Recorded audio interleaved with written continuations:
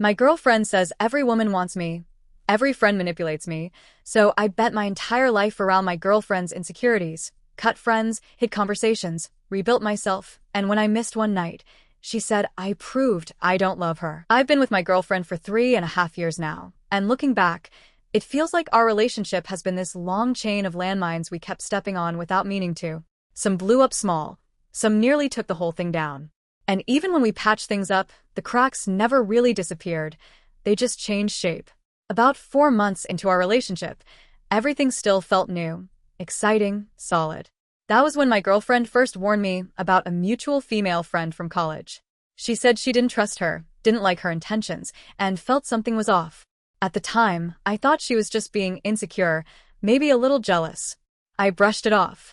I told her she was overthinking it, and I defended this friend hard. I fought for her more than I should have. But a year later, everything blew up exactly the way my girlfriend said it would.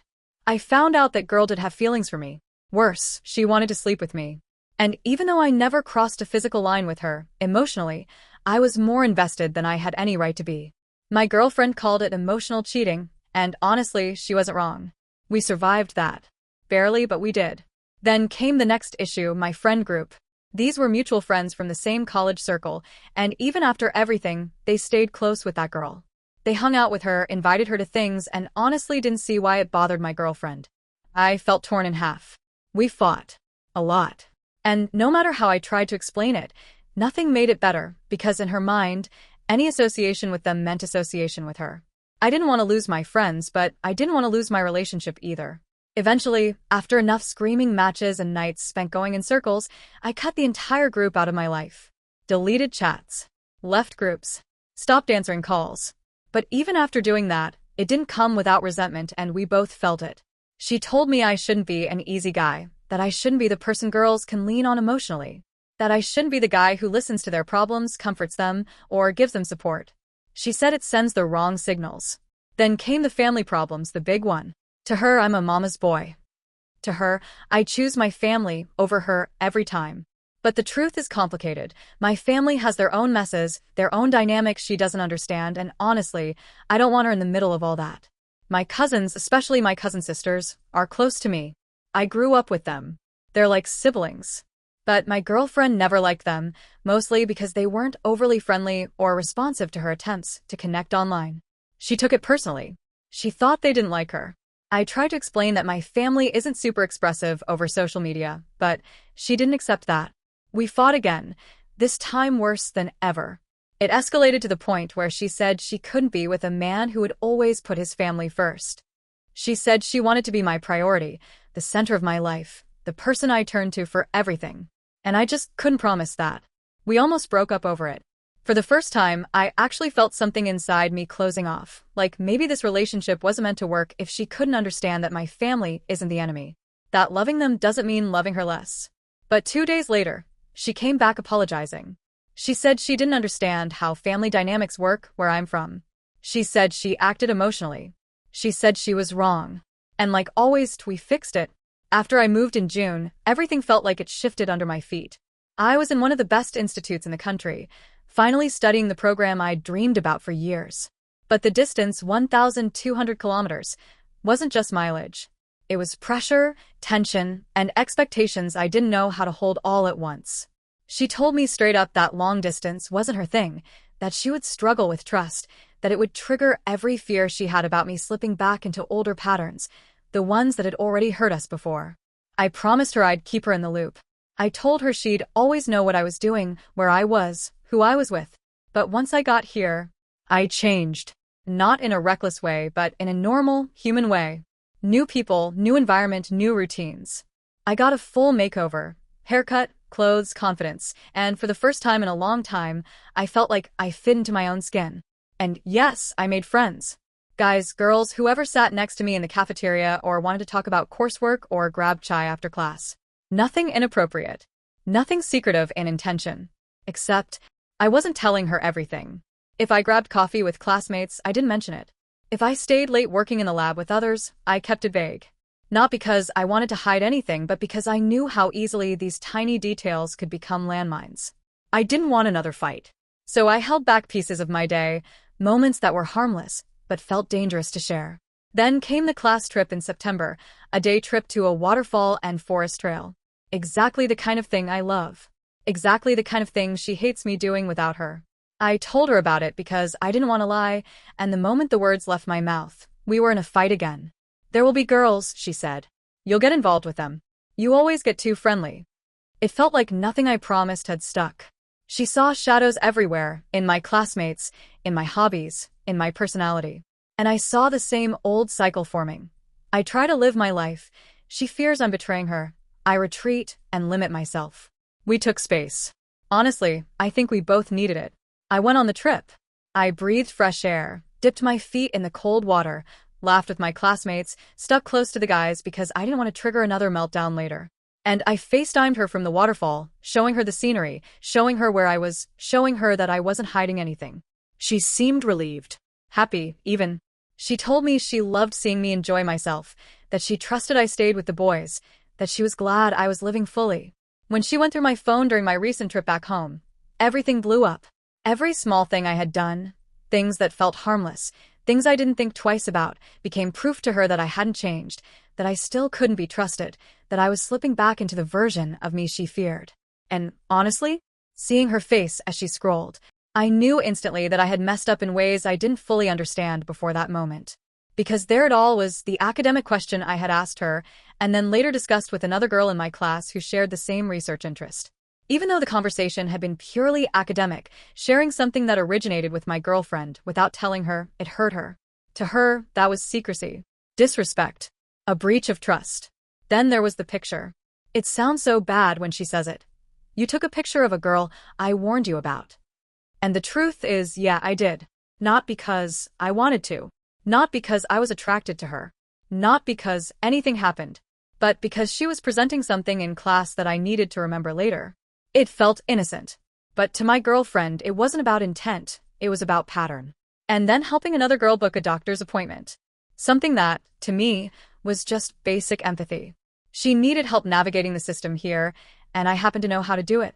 But again, in my girlfriend's eyes, it was me being emotionally available, opening the door for someone else, giving another woman space in my life that she feels should belong to only her.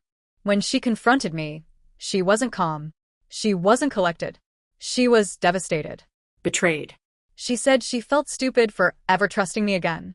She said she felt like she had been begging me for boundaries, and I kept choosing to ignore them until she had to find the proof herself. She said she felt like she was losing me all over again, piece by piece. And I didn't know what to say. Because she wasn't entirely wrong. I had kept things from her. Not because they were romantic or inappropriate, but because I was afraid of exactly this. Because every time I talked to someone new, even casually, I felt like I had to hide it to avoid another fight. And ironically, hiding it created the exact explosion I was trying to avoid. We yelled. She cried. I apologized. She said apologies don't fix patterns. She told me she didn't know if she could be with someone who constantly put her in a position to feel unsafe, even unintentionally. She said she was exhausted, always having to predict and protect us from other people's intentions when I wasn't doing it strongly enough myself. And for the first time in all our years together, I genuinely felt like she might walk away. When she said those words, that everyone chooses anyone except her, including me, I felt something inside me crack. Not because she was right, but because she genuinely believed it. And I didn't know how to pull her out of a hole. She kept digging deeper every time I tried to reach in. I've spent years trying to reassure her that she mattered, that she wasn't replaceable, that she wasn't some disposable footnote in my life. But every time I tried, it felt like I was pouring myself into a bucket that had been punched full of holes long before I ever arrived. Nothing stayed. Nothing landed. Nothing I did ever felt like enough to make her feel safe. And yet somehow, everything I did was always enough to disappoint her. That night, the screening night, has been playing on a loop in my mind. I keep replaying every small detail, trying to figure out where exactly I failed her. She said she alluded to something being wrong. And she did, in her way. But they were hints, obscure, vague, brittle little hints that didn't tell me anything specific. And I'm not someone who knows how to decode emotional Morse code through text. I asked what was wrong. She didn't say. And then the conversation fizzled because I didn't want to push her into saying something she didn't want to reveal yet. Meanwhile, I had been declining my friends for days. The film thing was something I actually cared about.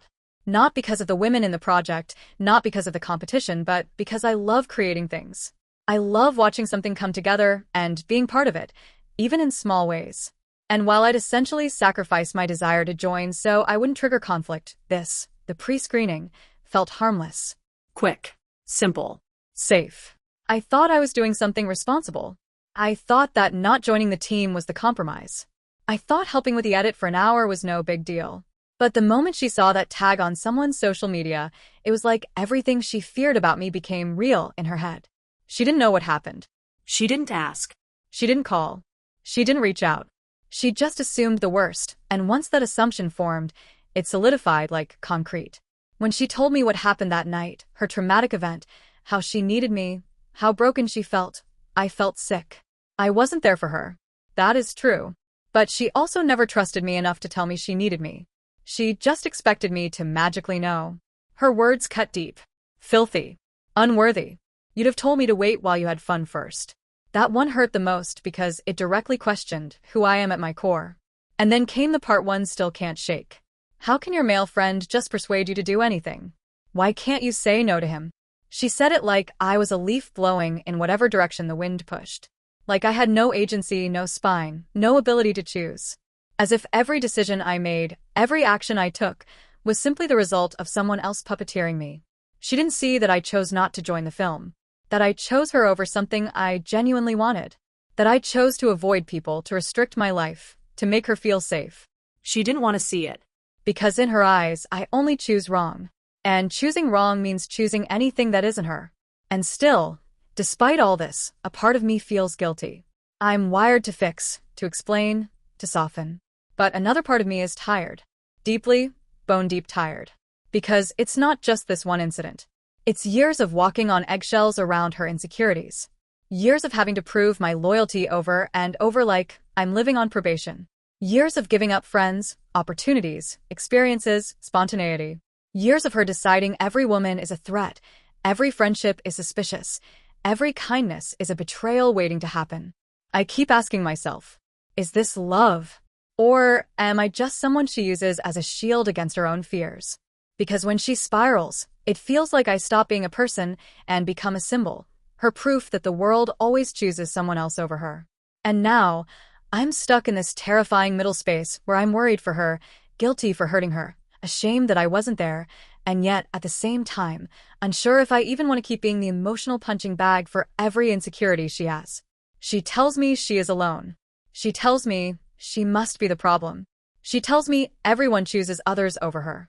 But the truth that I don't have the heart to say out loud is that she creates the very abandonment she fears. She pushes. She accuses. She demands. She tests.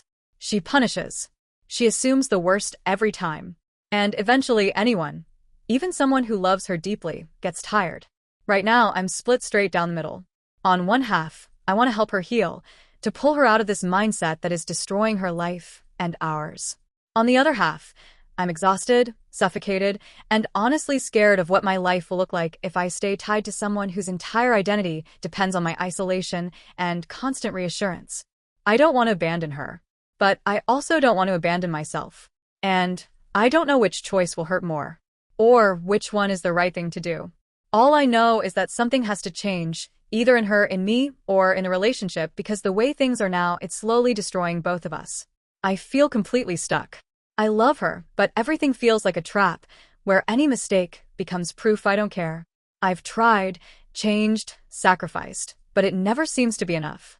How do I know if this is normal relationship struggle or emotional control? How do I set boundaries without hurting her more? And how do I figure out whether to keep fighting for this or finally walk away?